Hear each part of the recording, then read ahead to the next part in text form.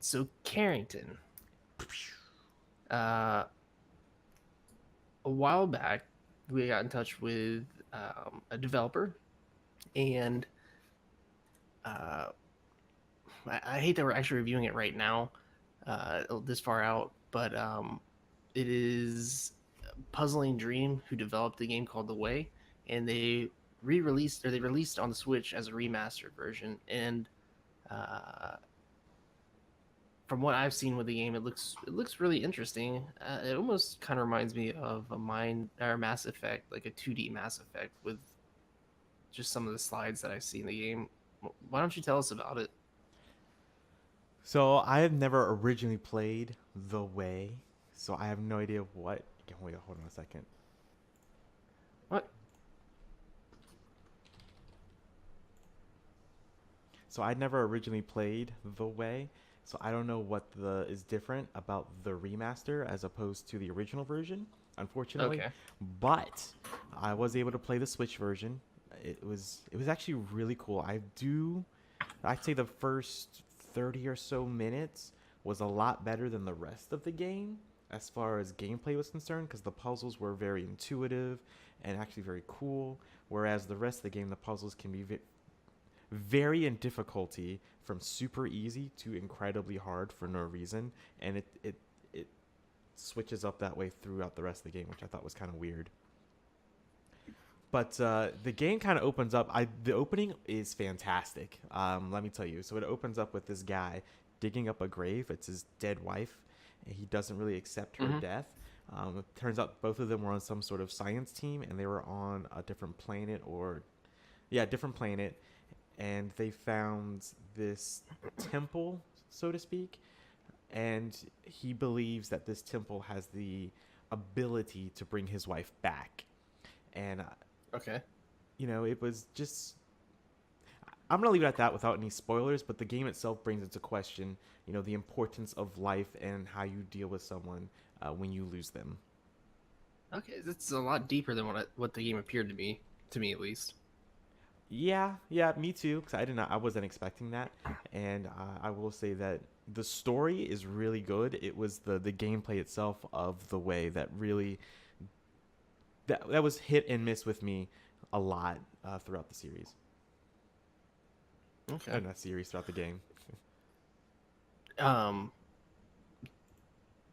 So, is there? I mean, from your perspective, playing through the game, what difference? Like, what would you change about it that would probably be more appealing to the average gamer?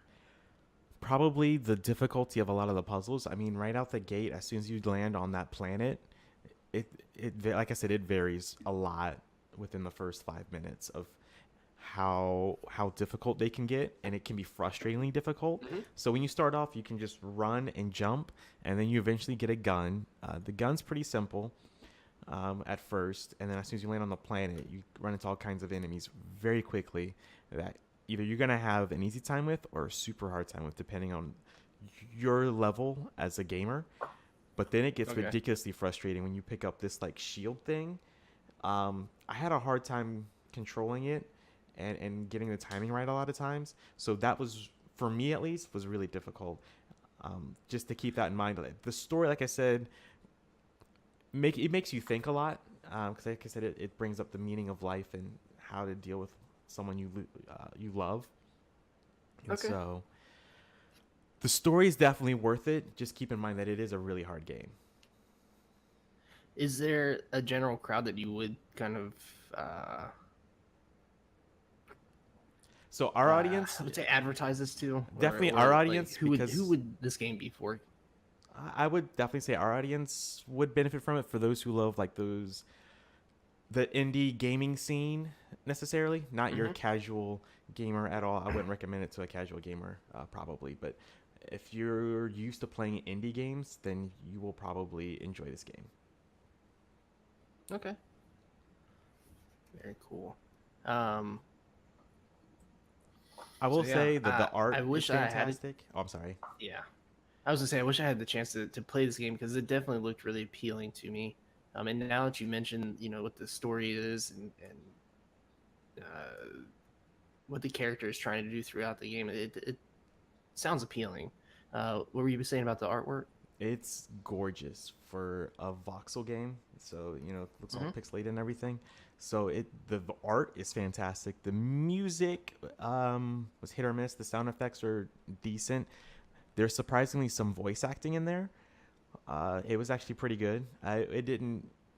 It wasn't so bad that it distracted, but I wasn't like, oh my gosh, whoever played the main character, his voice acting was amazing.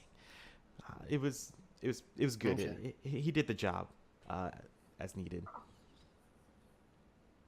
I'm trying to think of anything else. How was how was the game for like bugs and stuff? I mean, was it smooth? Yeah, it was really smooth. There were no frame rate drops that I saw. I mean, there was a Okay. couple of sequences and set pieces that are just fantastic. I mean, if there's any in the beginning of the game, there's a chase sequence that's actually really fun, but no frame Hmm. rate drops or anything like that. There were a couple of Okay. small glitches that happened, like when I would try and crawl down a ladder, my character would jump up like to the top of the screen for no reason, and sometimes he would like move around. Like Like, sling up to the top of the yeah, he screen. just go boom. He'd be at the top of the screen, and then he'll be crawling down the screen. And I'm like, but nothing. So there was a game-breaking bug, as which we were told by the developer when it first came out, but that bug has since been fixed. I never saw the bug, Okay. but he That's did fix it by kind the of what I time was I concerned. played it. Sweet. All right. So that is the Way The way. remastered for the Switch. Um, Carrington, out of 10, between 1 and 10, what would you score this game? I would put it probably at about a 6.5 out of 10. A solid 6.5 out of 10. 6.5. Yeah. And that So is by Puzzling Dream. yeah, just I mean, it's a fantastic story. It was just the gameplay that was very hit or miss for me. That kind of bogged it down and bogged the experience. Okay.